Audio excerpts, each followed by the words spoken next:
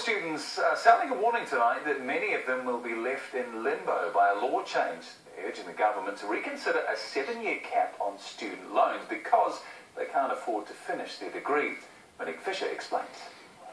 Worod Al Tiay expected her undergrad degree to give her a medical boost. Instead, it could prevent her from graduating altogether. At this rate, I'm going to be spending all my time working and not really making it to clinical years.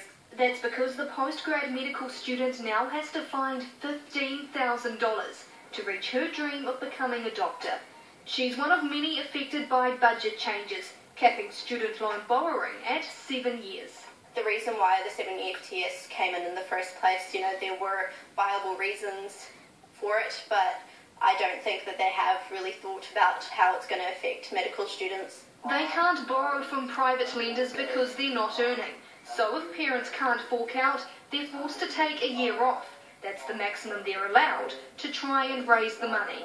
The budget changes were announced in 2010, and 5 years on, the first group of students will be affected at the end of this year.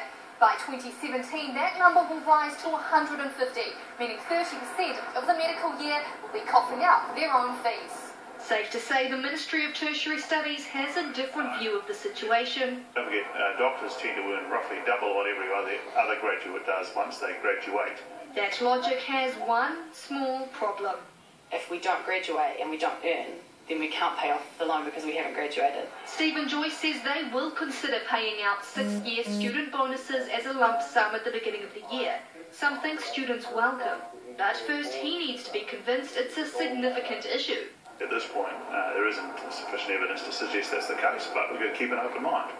In the meantime, the bright future of these students is looking rather bleak. Monique Fisher, One News.